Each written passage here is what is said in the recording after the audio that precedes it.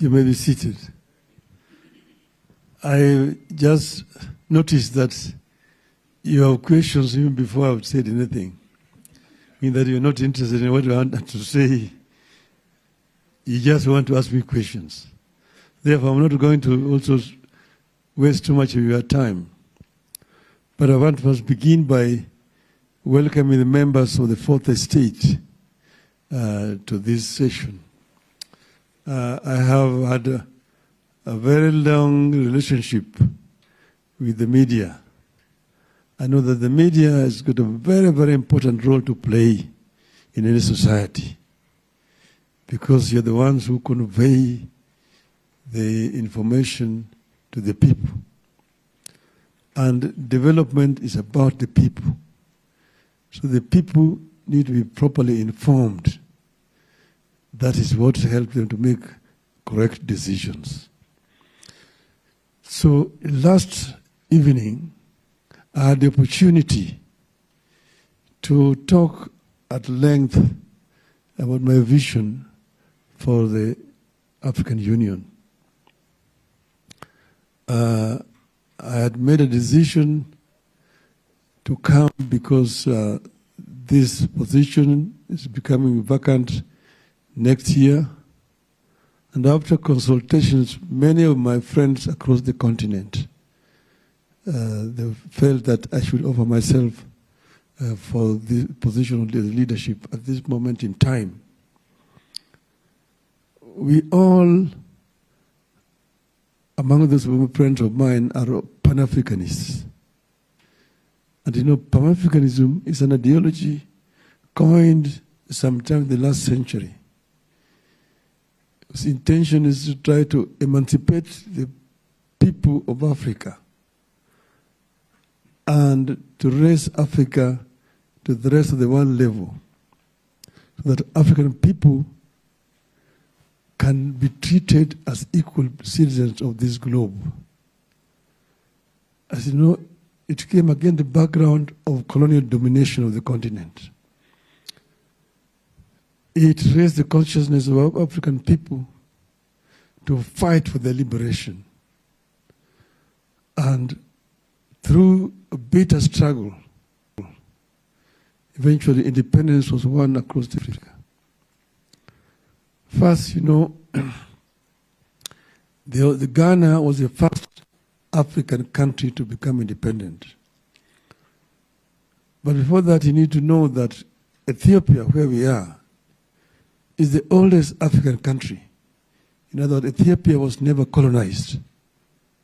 Ethiopia has always been independent. When the colonialists came here, they found a system of governance that was much superior to their own. So when they were in Berlin, Ethiopia was excluded in that partition of Africa.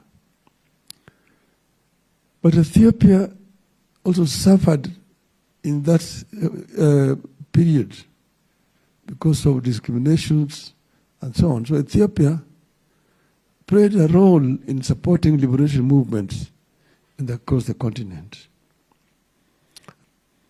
That is why the Emperor Haile Selassie, at that time, who was the head of government, invited leadership of the independent African countries and the leadership of the liberation movements to come to Addis Ababa.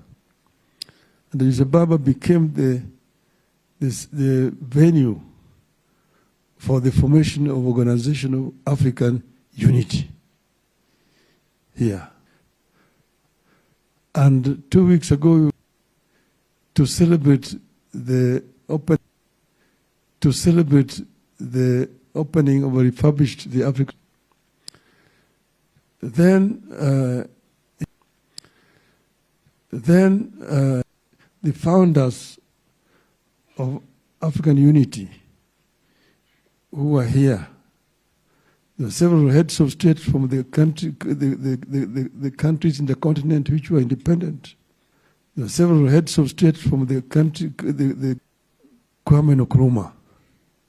Kwame Nkrumah is the one who had convened the first meeting of African leaders in Accra Kwame Nkrumah.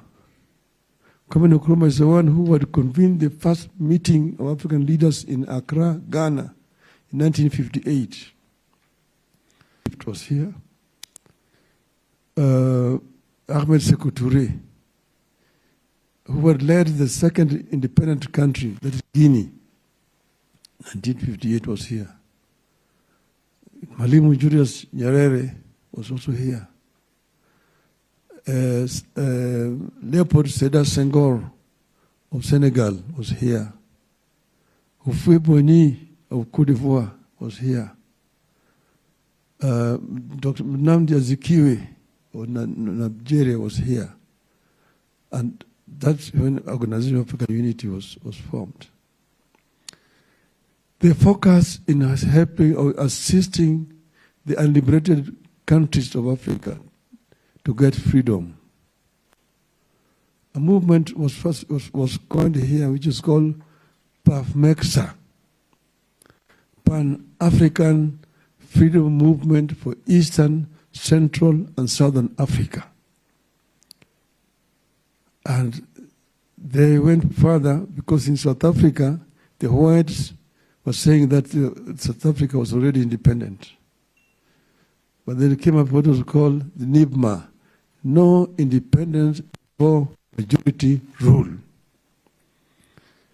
So Dar es Salaam became the headquarters of liberation of Africa. Mwalimu Nyerere gave facilities and financial support to this liberation movement. And the OAU itself here was basically mobilizing the world for the liberation of Africa. Eventually, with the fall of apartheid regime in South Africa in 1994, the rest of the continent was now liberated. OAU had accomplished its task. So it was then transformed to AU. Now, AU focus is more on development, cooperation, and unity of Africa. Unity has always been there at the core, right from the days when the founding conference was held here in Addis Ababa. There was the question of unity now, African Union government now. And there are two schools of thought. One, the union government now. The other one is gradual process of unity. Start first with the regional